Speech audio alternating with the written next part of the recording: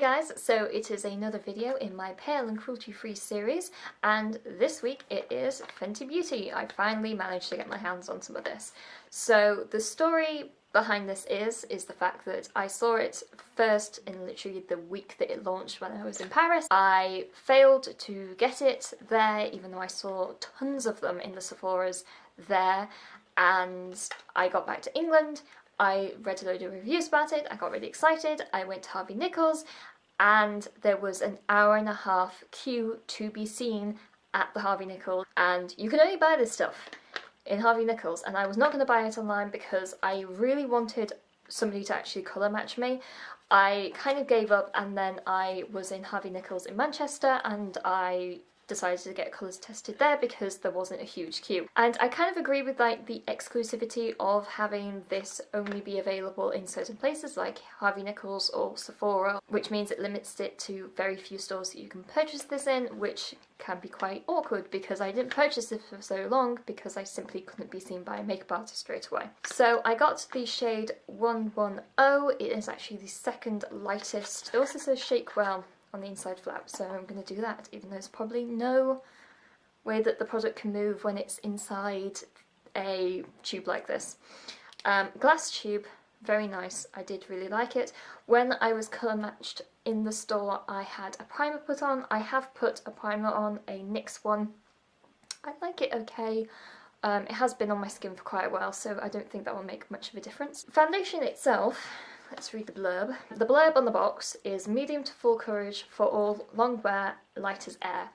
I will say that there is a huge amount of range of tones and skin colours. I do like the fact that it goes from very dark to very light, and there is a lot of middle ground, but the fact that they are very aware that people are very pale and very dark is very good to see. I can't remember how many shades there are, but I feel like there was a very good range. I also think that because it's a very new brand, if they want to expand into different types of foundation or expand the range of shades, it's very easy to work from there. It also says that it's a soft matte foundation, which is intriguing. So let's zoom you in. As you can probably tell, as I've been talking for so long, I have quite a lot of spots at the moment. They appear worse on camera. Dark circles aren't really too bad at the moment, and the rest of my skin's quite even at the moment. It's not too dry at the moment as well. This is my face before you put this on, because obviously different skin types as well as skin tones affect your foundation. I'm going to use my hands to begin with, and then I'm going to use a brush if I feel necessary. It's a fairly thin mixture, as you can see it's sort of dripping down my hand. Don't mind that. I am not a huge fan of very thick foundations. I'm using my hands mainly because I like to see how it really feels. Obviously I have had this colour tested. As I'm putting it on, you can see that it is slightly lighter than my natural skin tone. It does oxidise, this one. I was warned by the makeup artist that it would oxidise quite a bit. I was skin matched for the lightest shade and this shade that I got, so be warned that it does oxidise slightly. I made her test both. I purposely waited a while before I actually purchased it just to make sure that it wouldn't oxidise on me to make my skin look really orange, which is what tends to happen. Oxidization is nothing new from foundations, and I don't necessarily think it's a bad point, but it's just something to be aware of. Skin is smoothed out, it is very natural looking, it is not covering up everything. I'm not sure whether I agree with the fact that this calls itself full coverage. I'm sure with slightly more you would be able to say that. I'm sure this will apply differently with a sponge or a beauty blender or even brushes. I always like to use fingers to begin with, because it means you can actually feel the texture of things. For this bit, I am going to get brush out, just so I can see how it works with the brush. I'm not too keen. Not too keen with the brush. I feel like it needs that warmth to make it go into the skin a bit.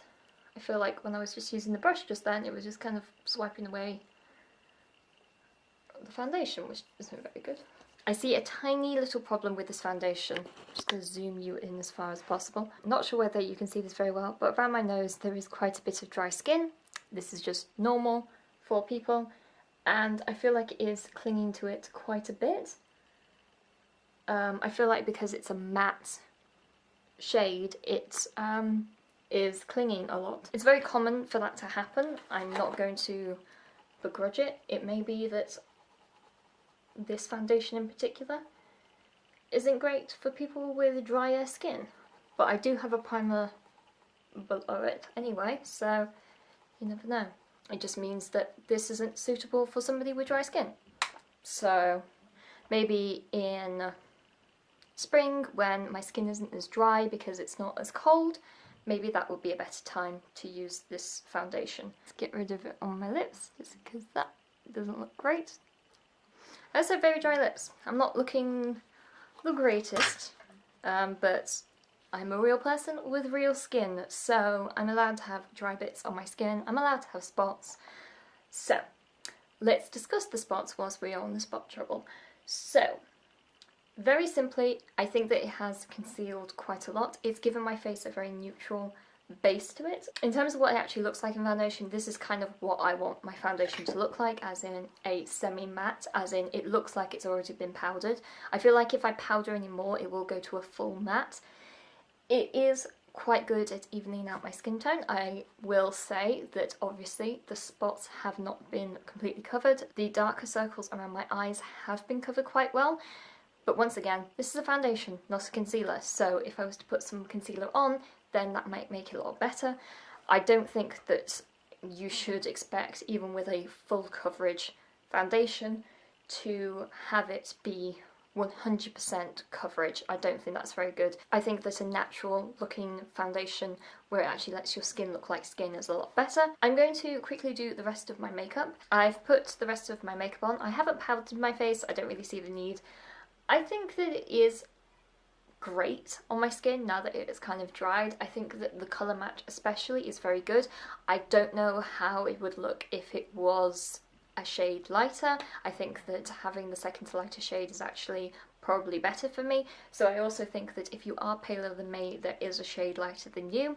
Keep in mind as well, there is also colour tones and undertones. I do recommend you actually going into the shop if you can and colour swatching, because I don't think I've checked online that, especially on the Harvey Nichols website, there's no way of having colour swatches and the second you kind of break the seal of the product itself, it's yours and you can't return it. So I do think that it's very important that you do that. In terms of price for this, you can say that it is quite steep, however it is high-end beauty, and for what it is compared to other foundations that I've tried out in sort of the high-end ranges, I think that it is pretty much sort of the same price point. It is not a drugstore product, it is high-end.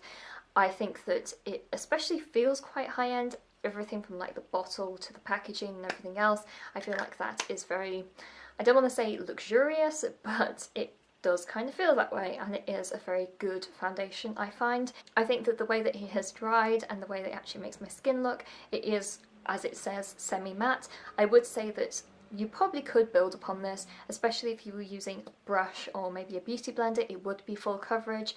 I potentially like it as a very light to medium coverage at the moment, and I think that you could also potentially just make it a light coverage by putting very little on your skin, because I used about 2.5 pumps, I would say, potentially 2 I would use normally, so it's actually quite economical in that respect because it is actually very highly pigmented. And in terms of light as air, as it says on the box, I do kind of agree with it. It doesn't feel like there is a lot of makeup on my face, but I can clearly see that everything has been evened out. I actually, today especially, I don't feel like I even need to wear any extra concealer.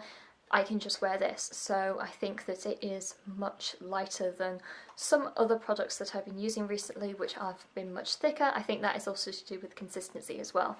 If you have a very thin consistency foundation but it's highly pigmented, it actually works, I find, a lot better than a thicker foundation that is less pigmented. So yeah, big respect to Rihanna. This actually really works, and I'm very glad that she made sure that all of her products were cruelty-free. I do want to try out more of her products. I did have my eye on a contouring stick and a few other items, especially things like blushes, but I'm trying to use up things before I purchase something else. All in all, really enjoyed it, and let me know what you think in the comments, and if you've tried it or if you've tried any other Fenty Beauty products, and I shall talk to you guys later. Bye!